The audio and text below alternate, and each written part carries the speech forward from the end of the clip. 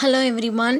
Now we are going to see about 11th Accountancy Chapter 3 Books of Prime Entry. So இந்த books of prime entry லெசன்லாம் பார்த்தீங்கன்னா business ட்ரான்சாக்ஷனை record பண்ணுறதுக்கு ரெண்டு approaches உண்டு. ஒன்று accounting equation approach, இன்னொன்று traditional approach. So அதில் இப்போது இந்த வீடியோவில் நம்ம இந்த ட்ரெடிஷ்னல் அப்ரோச்சஸ்னால் என்ன, அதில் என்னென்ன அக்கௌண்ட்ஸ் எல்லாம் வரும் அப்படிங்கிறதான் டீட்டெயிலாக பார்க்க போகிறோம். சரிங்களா? So under the approach the two-fold aspects debit and credit in each transaction are recorded. So இந்த அப்ரோச் படி பார்த்தீங்கன்னா எந்த ஒரு டிரான்சாக்ஷனுக்குமே ரெண்டு அக்கௌண்ட் இன்வால்வ் ஆகும். அதில் ஒரு அக்கௌண்ட் டெபிட், இன்னொரு அக்கௌண்ட் கிரெடிட்னு வரும். அதை தான் என்ன செய்வாங்கன்னா ஜேர்னல் ஃபார்மேட்டில் ரெக்கார்ட் பண்ணுவாங்க. அதை தான் double entry system of book கீப்பிங்னு சொல்லுவாங்க. ஏன் அப்படி சொல்கிறாங்கன்னு பார்த்தீங்கன்னா ரெண்டு அக்கௌண்ட் இல்லையா, ஒன்று டெபிட் பண்ணுறோம், இன்னொரு அக்கௌண்ட்டை கிரெடிட் பண்ணுறோம். ஸோ ரெண்டு ஆஸ்பெக்ட்ஸில் அதை ரெக்கார்ட் பண்ணுறதுனால அதை என்ன சொல்கிறாங்க, double entry system of book keeping அப்படிம்பாங்க.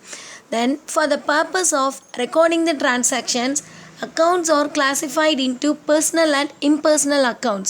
ஸோ இந்த பிஸ்னஸ் டிரான்சாக்ஷனை ரெக்கார்ட் பண்ணணுங்கிற பர்பஸ்க்காக அக்கௌண்ட்ஸை என்ன பண்ணியிருக்காங்க, ரெண்டு டைப்ஸாக டிவைட் பண்ணியிருக்காங்க. அது ஒன்று பர்சனல் அக்கௌண்ட், இன்னொன்று இம்பர்சனல் அக்கௌண்ட். ஸோ இந்த கிளாஸிஃபிகேஷனை தான் இப்போ நம்ம டீட்டெயிலாக பார்க்க போகிறோம். Okay, so classification of accounts under double entry system of book keeping.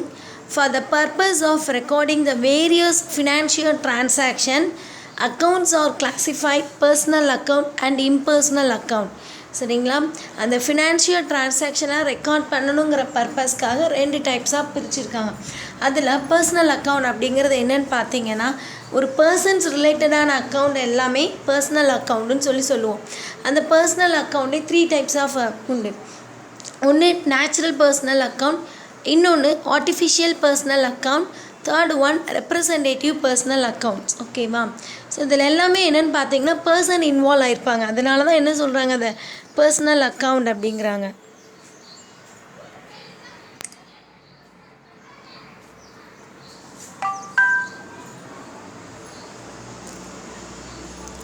தென் இதெல்லாம் நேச்சுரல் பர்சனல்ஸ் அக்கௌண்ட் அப்படின்னு பார்த்தீங்கன்னா natural person means human beings. அதாவது ஒருத்தர்கிட்டேருந்து நம்ம க்ரெடிட்டுக்கு பர்ச்சேஸ் பண்ணியிருப்போம், க்ரெடிட்டுக்கு யாரோ ஒரு பர்சனுக்கு பணம் கொடுக்க வேண்டியன்னு இருக்குன்னு வச்சுக்கோங்களேன், அது அந்த பர்சன் ரிலேட்டடான அக்கௌண்ட். அப்படி தானே? அதே மாதிரி யாரோ ஒருத்தர் நமக்கு கம்பெனிக்கு பணம் கொடுக்குறாரு அப்படின்னாலும் அதுவும் ஒரு பர்சனை குறித்து இருக்கக்கூடிய அக்கௌண்ட். அதிலலாம் என்ன பண்ணோன்னா, அதாவது வினோத் தர்றாரு அப்படின்னா வினோத் அக்கௌண்ட்டுன்னு கொடுப்போம். மாலினிட்டேக்கு நம்ம பே பண்ண வேண்டியதுன்னா மாலினி அக்கௌண்ட்னு எடுப்போம். ஸோ இதெல்லாம் என்ன செய்வாங்கன்னா பர்சனல் அக்கௌண்ட். ஒரு உயிருள்ள ஹியூமன் பீயிங்கை ரிலேட்டடான அக்கௌண்ட்டை தான் பர்சனல் அக்கௌண்ட் அப்படிங்கிறோம். செகண்ட் ஒன் பார்த்தீங்கன்னா ஆர்டிஃபிஷியல் பர்சனல் அக்கௌண்ட். ஸோ இந்த ஆர்டிஃபிஷியல் பர்சன் அப்படிங்கிறது the persons other than human beings recognised by law as persons. இந்த ஆர்டிஃபிஷியல் பர்சன் பார்த்தீங்கன்னா உயிருள்ள ஒரு ஹியூமன் பீயிங்காக இருக்க மாட்டாங்க, பட் சட்டத்தின் அடிப்படையில் அவங்கள ஒரு ஹியூமன் பர்சன்ஸாக கன்சிடர் பண்ணியிருப்பாங்க. தட் இஸ் ஒரு பர்சனாக லா படி ரெக்கக்னைஸ் பண்ணியிருப்பாங்க. அதுதான் ஆர்டிஃபிஷியல் பர்சனல்.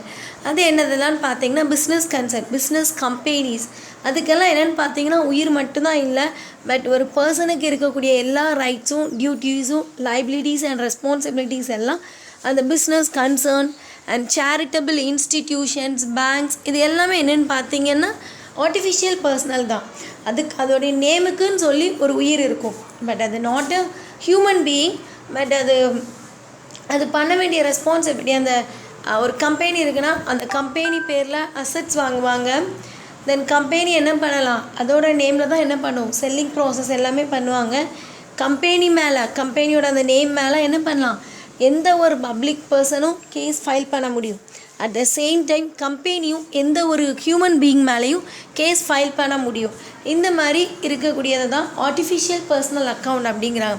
இதுக்கு example business concern, charitable institutions, bank account. இதெல்லாம் பேங்க்லாம் பார்த்திங்கன்னா ஒரு ஆர்டிஃபிஷியல் பர்சனல், ஒரு இன்ஸ்டிடியூஷன் அப்படி தானே. ஸோ அதெல்லாம் என்னென்னு பார்த்தீங்கன்னா ஒரு artificial personal account. Then third one representative personal account. So இந்த ரெப்ரசன்டேட்டிவ் பர்சனல் அக்கௌண்ட் இது என்னென்னு பார்த்தீங்கன்னா these are the accounts which represents persons natural or artificial or group of persons. இந்த அக்கௌண்ட் பார்த்திங்கன்னா ஒரு நேச்சுரல் பர்சனையோ இல்லை ஒரு ஆர்டிஃபிஷியல் பர்சனையோ ஒரு குரூப் ஆஃப் பர்சனையோ ரெப்ரசன்ட் பண்ணக்கூடிய ஒரு அக்கௌண்ட்டை தான் ரெப்ரசன்டேட்டிவ் பர்சனல் அக்கௌண்ட் சொல்கிறாங்க.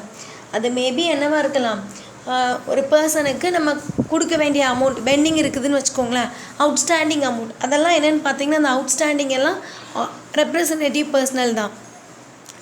தென் முன்னக்கூட்டியே அட்வான்ஸ்டாக எதுவும் அமௌண்ட்டை செட்டில் பண்ணுறனாலும் அதுவும் ரெப்ரசன்டேட்டிவ் பர்சனல் அக்கௌண்ட் தான். இதுக்கான எக்ஸாம்பிள் பாருங்கம்மா, outstanding salaries account, prepaid rent account அப்படிங்கிறாங்க.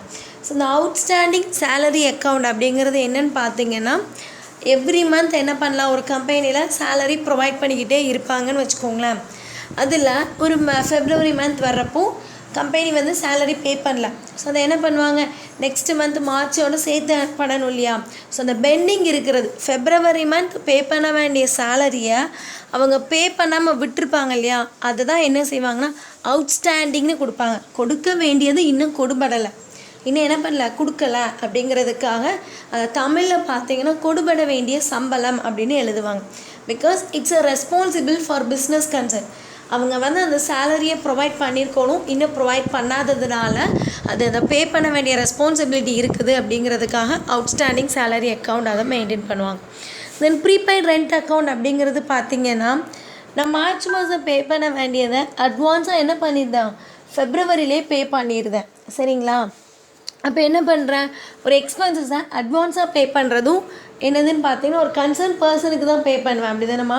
அப்போ அதெல்லாம் என்னென்னு பார்த்தீங்கன்னா ரெப்ரசன்டேட்டிவ் பர்சனல் அக்கௌண்ட், ஓகேவா. Outstanding, prepaid, received in advance, இதெல்லாம் ரெப்ரசன்டேட்டிவ் பர்சனல் அக்கௌண்ட்டில் வரும். ஸோ இப்போ ஃபஸ்ட்டு கிளாஸிஃபிகேஷன் பர்சனல் அக்கௌண்ட் பார்த்தாச்சு. பர்சனல் அக்கௌண்ட்டில் சப்டிவிஷன் 3, அதில் 1 natural personal account, that is human being ரிலேட்டடான account. Then second one artificial personal account, அது company, bank, financial institutions, banking institutions, இது ரிலேட்டடான ஆர்டிஃபிஷியலான ஒரு பர்சனான account. Then third one representative personal account, any account representing any individual person or a group of person or artificial person is called representative personal account. Example, outstanding salaries and prepaid rent, ஓகேவா. தென் second main category பார்த்தீங்கன்னா impersonal accounts. இது ஏன் impersonal account அப்படிங்கிறாங்கன்னு பார்த்தீங்கன்னா, இதில் உள்ள எல்லா அக்கௌண்ட்டுமே என்ன செய்யாதுன்னா பர்சன்ஸை affect பண்ணாது. இதில் எந்த ஒரு பர்சனும் இன்வால்வ் ஆக மாட்டாங்க. ஸோ அதனால தான் இதை இம்பர்சனல் அக்கௌண்ட் அப்படிங்கிறாங்க. ஸோ இந்த இம்பர்சனல் அக்கௌண்ட் சப்டிவிஷன் 2, ஒன்று ரியல் அக்கௌண்ட், இன்னொன்று நாமினல் அக்கௌண்ட், ஓகேவா. இந்த ரியல் அக்கௌண்ட்டே பார்த்திங்கன்னா ரியல் அக்கௌண்ட் வந்து எதை கவர் பண்ணுன்னா all tangible and intangible properties and possessions, அதாவது நம்மளால் கண்ணால் பார்க்கக்கூடிய, தொடக்கூடிய, உணரக்கூடிய ப்ராப்பர்ட்டிஸையும் பொருட்களையும் நம்மக்கிட்ட பொசஷனில் இருக்கக்கூடிய குட்ஸ் அண்ட் அதையும் குறிக்கும். தென் நம்ம கண்ணால் பார்க்க முடியாத சில அசட்ஸும் இருக்கும், சில நல்ல பேர்களும் இருக்கும். ஒரு கம்பெனிக்கு ஒரு குட்வில் இருக்குதுன்னு வச்சுக்கோங்களேன்.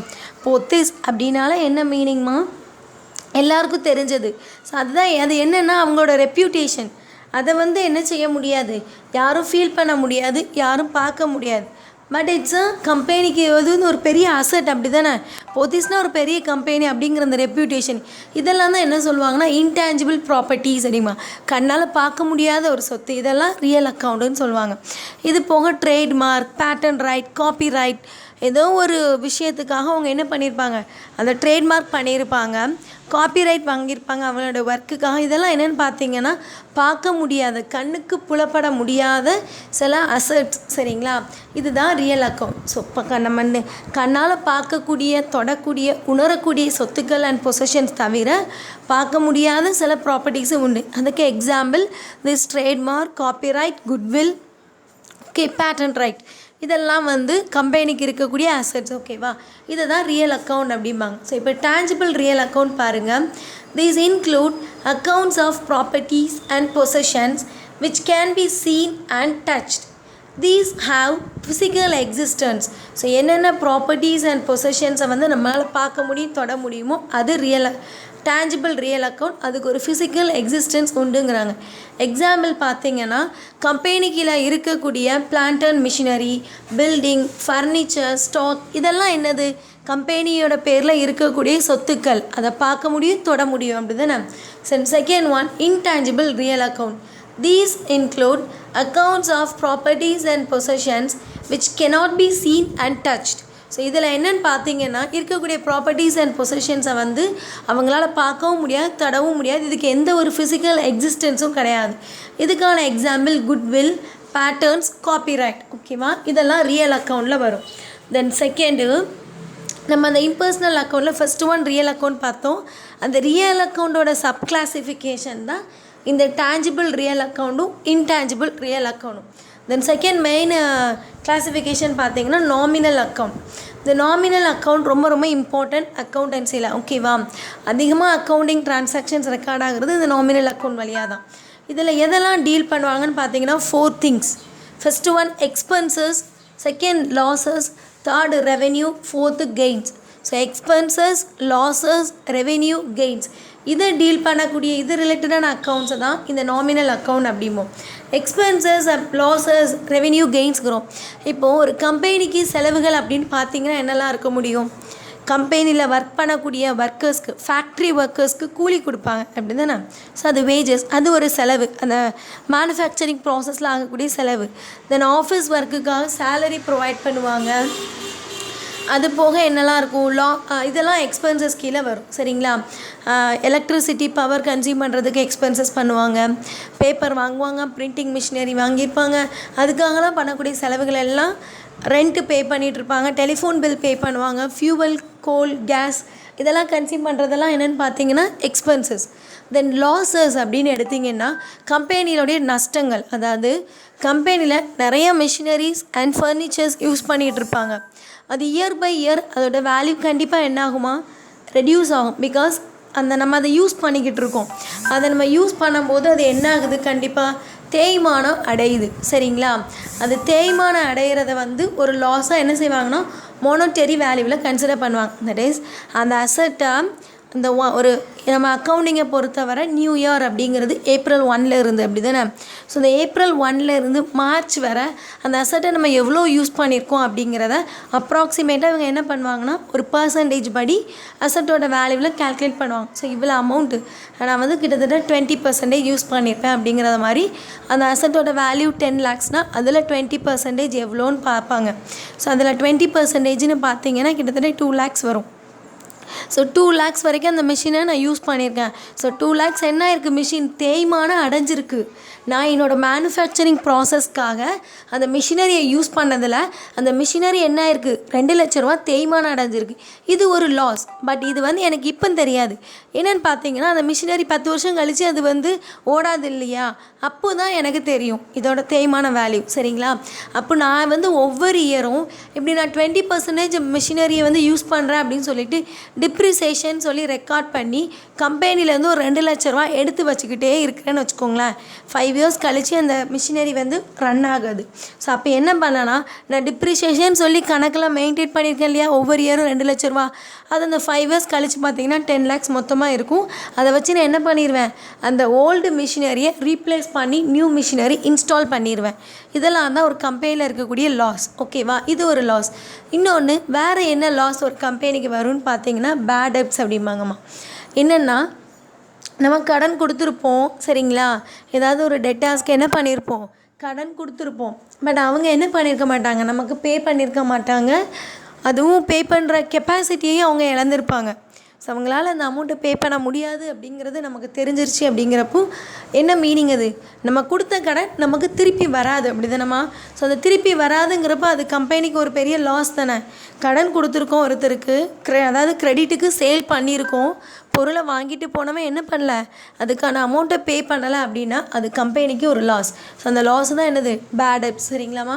அப்போ எக்ஸ்பென்சஸ் பார்த்தீங்கன்னா salary, wages, rent, telephone, power cost இதெல்லாம் எக்ஸ்பென்சஸில் வரும். லாஸஸ் அப்படின்னு பார்த்தீங்கன்னா இந்த டிப்ரிசியேஷன், பேட் டெப்ட்ஸ் வரும். தென் அடுத்தது தேர்ட் ஒன் ரெவென்யூஸ். ஒரு கம்பெனிக்கு ரெவென்யூஸ் அப்படிங்கிறது பார்த்திங்கன்னா அவன் எதிலையாவது ஒரு இதில் இன்வெஸ்ட் பண்ணியிருக்கான்னு வச்சுக்கோங்களேன், அதுலேருந்து வரக்கூடிய இன்ட்ரெஸ்ட்டு, அவனோட சேலிங் ப்ராசஸில் வரக்கூடிய கமிஷன், டிவிடெண்ட், இதெல்லாம் இன்கம் அண்ட் கெயினில் வரும். ஓகேவா? இது ரிலேட்டடான அக்கௌண்ட்டை தான் நாமினல் அக்கௌண்ட் அப்படிங்கிறோம். இதுக்கு எக்ஸாம்பிள் பாருங்கள், அவங்க புக்கில் salaries, wages, rental income, interest income etcetera, இதெல்லாம் இந்த நாமினல் அக்கௌண்ட் டெம்ப்ரவரி அக்கௌண்ட்ஸ் தான். இது ஆஃப்டர் தட் என்ன பண்ணிடுவாங்கன்னு பார்த்தீங்கன்னா, trading and profit and loss account ஒன்று ப்ரிப்பேர் பண்ணுவோம். அதில் என்ன பண்ணிடுவாங்க, அது டைரக்ட் எக்ஸ்பென்சஸாக இன்டைரக்ட் எக்ஸ்பென்சஸாங்கிறத பார்த்து போஸ்ட் பண்ணுவாங்க. அதாவது ட்ரேடிங் அக்கௌண்ட்டில் டைரக்ட் எக்ஸ்பென்சஸை ரெக்கார்ட் பண்ணுவோம். Direct expenses and losses, income and கெயினை ஃபுல்லாக ட்ரேடிங் அக்கௌண்ட்டில், then indirect expenses and indirect income and கெயினை ப்ராஃபிட் அண்ட் லாஸ் அக்கௌண்ட்டில் ரெக்கார்ட் பண்ணுவோம். சரிங்களா? இதுதான் நாமினல் அக்கௌண்ட். ஓகேவா? இது இப்போ உங்களுக்கு கிளியராகவே தெரிஞ்சிருக்கும். இதையே என்ன பண்ணியிருக்காங்க பாருங்கள், ஒரு பிக்டோரிக்கலாக கொடுத்துருக்காங்க. அக்கௌண்ட், அதில் ஃபஸ்ட்டு பர்சனலாக, இன்னொன்று இம்பர்சனல். அந்த பர்சனலில் 3, natural 1, second 1 artificial, third 1 representative. Then இம்பர்சனலில் பார்த்தீங்கன்னா 2 டைப்ஸ், ஒன்று ரியல், இன்னொன்று நாமினல். அந்த ரியலில் பார்த்தீங்கன்னா ஒன்று டேஞ்சிபிள், இன்னொன்று இன்டேஞ்சிபிள். ஓகேவா? Then afterwards very important concept, accounting rules. So இந்த அக்கௌண்டிங் ரூல்ஸ் என்ன பார்த்தீங்கன்னா, நம்ம மேலே பார்த்தோம் இல்லையா, கிளாசிஃபிகேஷன் ஆஃப் அக்கௌண்ட்ஸ், அதுக்கு ஒவ்வொரு அக்கௌண்ட்டுக்கும் ரூல்ஸ் 2 ரூல்ஸ். ஓகேவா? அது என்னெல்லாம் அப்படி பார்க்கலாம். அதாவது அந்த அக்கௌண்ட்டோட டெபிட்டுக்கு ஒரு ரூல், அந்த அக்கௌண்ட்டோட க்ரெடிட்டுக்கு ஒரு ரூல் அப்படின்னு ஒன்று. இந்த கோல்டன் ரூலை பேஸ் பண்ணி தான் நம்ம என்ன செய்ய முடியுமோ, ஒரு பிஸ்னஸ் ட்ரான்சாக்ஷனை அக்கௌண்ட்ஸில் ரெக்கார்ட் பண்ண முடியும். இது ரொம்ப ரொம்ப ஒரு இம்பார்ட்டண்டான ஒரு பேசிக் ரூல். இது தெரிஞ்சால் மட்டும்தான் அக்கௌண்டன்ஸில் எதுனாலும் பண்ண முடியும். ஓகேவா? லிசன். பர்சனல் அக்கௌண்ட், நம்ம 3 டைப்ஸ் ஆஃப் அக்கௌண்ட்ஸ் பார்த்தோம் இல்லையா, personal, real, nominal account. So personal account rule பாருங்கள், என்ன கொடுத்துருக்காங்க, debit the receiver, credit the giver. ஓகேவா? டெபிட் த ரிசீவர் மீன்ஸ் என்னது, நமக்கு பணம் தர்றவங்கள நம்ம என்ன பண்ணணுமா, டெபிட் பண்ணுங்க அப்படிங்கிறாங்க. நம்ம யாருக்கு கொடுக்க வேண்டி இருக்குதோ அவங்கள என்ன செய்யணுங்கிறாங்க, கிரெடிட் பண்ணுங்க அப்படிங்கிறாங்க. சரிங்களா? இதுதான் personal account. Then second real account rule பாருங்கள், டெபிட் வாட் கம்ஸ் இன். பிஸ்னஸ்க்குள்ளே என்னெல்லாம் உள்ளே வருதோ, என்னெல்லாம் மீன்ஸ் ரியல் அக்கௌண்ட் எதை டீல் பண்ணும், அசட்ஸ் ஒன்லி, அப்படி தானே? அது டேஞ்சிபிள் அசட்ஸ் ஒரு இன்டேஞ்சிபிள் அசட்ஸ். அந்த மாதிரி அந்த அசட்ஸ் என்னெல்லாம் உள்ளே வருதோ, அது கேஷாக இருக்கலாம், ஸ்டாக்காக இருக்கலாம், ஃபர்னிச்சராக இருக்கலாம், பிளான்ட் அண்ட் மிஷினரியாக இருக்கலாம், லேண்ட் அண்ட் பில்டிங்ஸாக இருக்கலாம். இந்த மாதிரி கம்பெனிக்கு என்னெல்லாம் உள்ளே வருதோ அதெல்லாம் நம்ம என்ன செய்யணுமா, டெபிட் பண்ணணும். தென் கிரெடிட் வாட் கோஸ் அவுட். அதே மாதிரி நம்ம என்ன பண்ணுறோம், ஸ்டாக் செல் பண்ணுறோமா, வெளியே போகுது, அப்போ அதை கிரெடிட் பண்ணுவீங்க சேலை. சரிங்களா? அடுத்து கேஷ் பே பண்ணுறோமா, கேஷ் வெளியே போகுது, அதை கிரெடிட் பண்ணுவீங்க. ஒரு ஃபர்னிச்சரை சேல் பண்ணுறோமா, அது வெளியே போகுது, ஸோ ஃபர்னிச்சரை கிரெடிட் பண்ணுவீங்க. ஒரு பில்டிங்கை சேல் பண்ணுறோமா, அது கம்பெனியை விட்டு வெளியே போகுது, ஸோ அந்த பில்டிங்கை கிரெடிட் பண்ணுவீங்க. ஓகேவா? Then third 1 nominal account. So nominal அக்கௌண்ட்டில் பார்த்தீங்கன்னா debit all expenses and losses. எல்லா எக்ஸ்பென்சஸையும் லாஸஸையும் என்ன பண்ணுறோம், டெபிட் பண்ணுவோம். சரிங்களாமா? தென் எல்லா இன்கம் அண்ட் கெயின்ஸ் என்ன பண்ணுறோம், கிரெடிட் பண்ணுறோம். இதுதான் கோல்டன் ரூல்ஸ். ரொம்ப ரொம்ப இம்பார்ட்டன்ட், ரொம்ப தரவாக படிச்சுக்கணும். ஓகேவா? தேங்க்யூ.